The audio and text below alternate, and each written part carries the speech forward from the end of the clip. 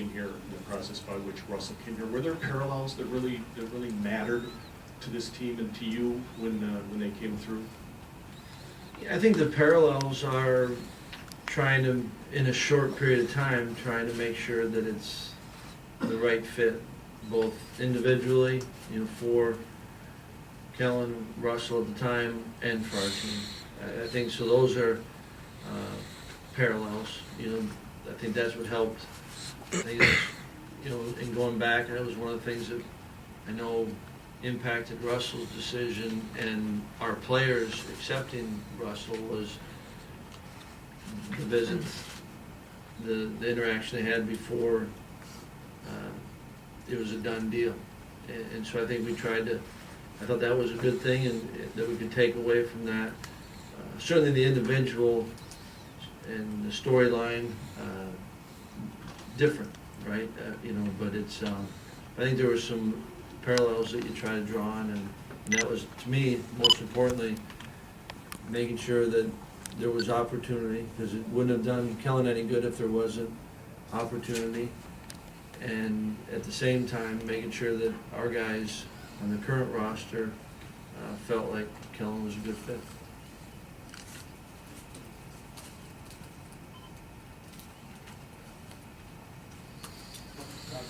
By those who are paid to make such predictions, a lot of people like your team to win the West and be in the Big Ten championship game, though nobody seems to be picking anybody other than Ohio State to win the conference. So are you a favorite or an underdog, and does it matter to you going into the season? Doesn't matter a bit, and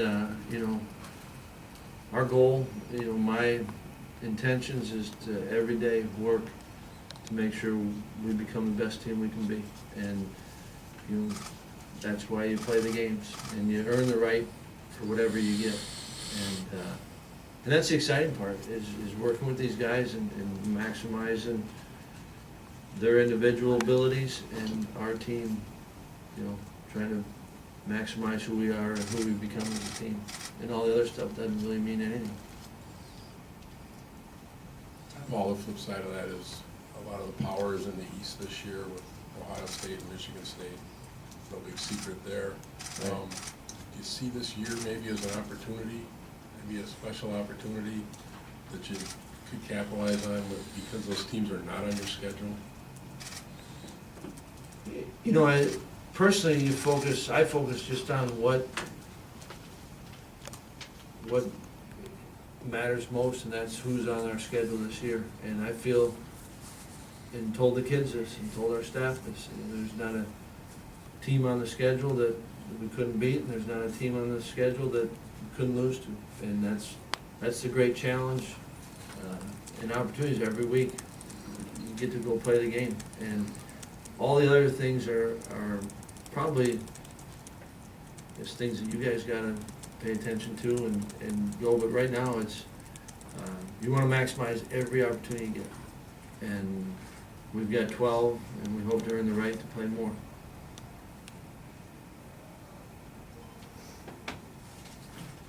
Paul, what did you see from TJ Edwards in the spring? Where's your comfort level at with him stepping in there? I thought TJ finished the spring, was gaining confidence. I think he carried over. That was one that I know Ross and guys in the weight room talked about. We got to be with him more. So I think, he certainly wasn't perfect in the spring, but I think he did some things where it got him some confidence, and he took that confidence and put it into his summer preparation. And so I'm excited to see him tomorrow really going forward, because I think that's a lot of, it's what we gotta do as coaches, is how do you give a kid confidence, and then that confidence builds them up a little bit. It makes them see something that's a little bit more, maybe it's more attainable. They become better, and that's how you keep trying to grow. So I think TJ's kind of in that group where he put the work in, he had opportunity, took advantage of it, that gave him some confidence, and he needs to keep building on that. Andy? Paul, there was a little bit of a debate when you were in Chicago about whether your program's an iPhone or a flip phone. Was that a teaching moment, and if so, what was the lesson for your players? Brian just taught about that today. Absolutely, it was teaching. And You know, the point that I thought was accurate that Brian made is that there's a whole context, but how you can take part of what you say, and that certainly isn't what, you know, in talking to Corey, that, you know, he was not trying to be disrespectful in any way, but it's a good illustration of what you say, and it's not always gonna be the whole context. Because just what you said in the question was, there's a statement in that, and it's not, I don't think, what Corey meant totally, but they're all teachable moments. All this group of kids, especially the upperclassmen, have been through a lot of coaching change, position coaches, coordinators, head coaches. How's this group handled? You know, I hesitate only because I don't know, as you get to know them, you only know what you see right now. And I think, Tom, in your question is the position coaches, and it's more than just a head coach change. And I think the amount of time you spend with your position coach, the amount of time you spend in the weight room, you know, there are a lot of changes. And I think that there was some relief at some positions because some of those older kids who were affected mostly by the change had some familiarity with myself, Rudy, Seth, you know, Ross was around, you know, so it's a little bit, but I don't know, that's a real thing, and none of them would have scripted going through the change that they did. I think that I've appreciated the way they've allowed us back in. You know, I think that looking back, I feel fortunate to have gone through this as a player myself, and with the last team that I joined. And yet at each one, at each individual, I think the first thing when there's change is, how does this affect me? Is this a good thing? Some it's a good thing, some they're nervous because they liked what they had. And I think you gotta just acknowledge it and be straight with them all. And I think that's maybe helped in the transition, but there is a transition. They still don't know what fall camp's gonna be like. You know, they think they know. There's rumors going around. You know, I mean, all that, and we try to address it with them, but I think they're getting the idea that it's a great time of the year. It's the most fun they'll ever have. Well, You run a quest. Quest for fun. you're including yourself some coaches who played here. You've got some grad assistants, some of them who have played here. And specifically about the grad assistants, I'm curious, I'm sure you didn't just add them because of their ties to the program, but in addition to what you think they can add because of what's between the ears, what can their ties to the program help as an intangible, you know, in giving to this program? I think that with that group specifically, they've been in these players' shoes, and good coaching is helping your players, helping them grow. And I think they've got enough separation from when they played that they kind of have a clear perspective on it.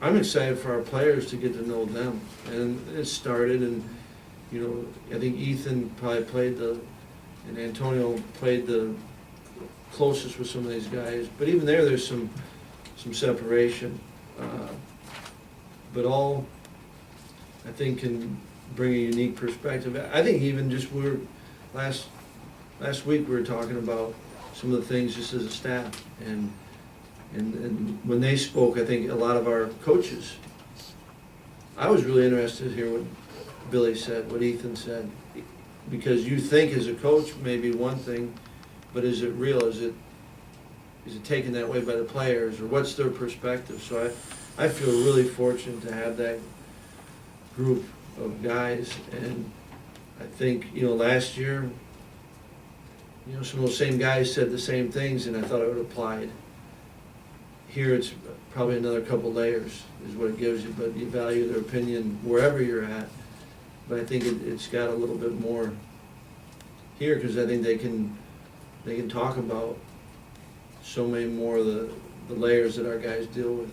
And it's good for us. Maybe they don't even share with the players all of it, but they do share with the coaches, and feel really fortunate to have that group of guys. Get to work for that one. I know. I forget. Yeah, no, I think I remember what I'm going to ask you. How much of a head start does it give your defense when you are able to retain a guy like Dave Aranda and keep the same system on that side of the ball? Certainly I think there's a comfort level for a lot of the guys. And yet one of the qualities that I appreciate about Dave is that he's going to try to read and tailor it to this group. And there have been changes on defense. And so there's still going to be some new learning for guys. And some of it's because guys are in different roles. Some of it's because there's a new person in that. But I think it has helped. And especially where I think we got some of our older players, we've got some guys on the defense side of the ball that I'm glad that Vince and Shobes aren't going through as much new learning. They can focus on getting better and not just learning the playbook. Got time for one or two more for Coach? No? On the other side of the ball, they talk about sometimes the quarterback being an extension of the coach. Is it the same with the offensive coordinator in your situation? What is it that Coach Rudolph brings to the table that best aligns with your line of thinking and coaching? Certainly, Joe and I are we've shared a lot of years together, and I think that believe in a lot of the same core principles, approach, and yet I think that we complement each other, and that's why I've always enjoyed working with Joe and getting his perspective, and I'm excited for this group individually for the offensive line, but I think for this team, to get a feel for it. And Joe's got tremendous passion for the game and for this place. And I think that, on some of the big core stuff, we see it eye to eye, and then, he challenges me in a way that I appreciate, and I think I give him enough headaches that he deals with me. Well, how do you like where Corey is physically coming into camp, given the increased role he'll be playing? And then ideally, what's the ideal workload for him during camp? I like the work that he's done this summer, and I think that he was able to, we talked about this, he was smart enough to take note of what the guys ahead of him were doing, and that's a great gift that players can give to each other. And I think, he was smart enough to see it, but James and Melvin helped to show him the way. And the load, it's all projection right now. He doesn't know, I don't know, because he hasn't been in that. But I think that he knows what's coming, and he's embracing it, and he's excited about that role. But I couldn't tell you right now, what, if he's a guy that you gotta say this is a X number of carries a game or a half or what it is, and that's where we just gotta, he may have an idea, but he doesn't know. And so I think we just gotta, that's one of those things you work through. Thanks, Coach.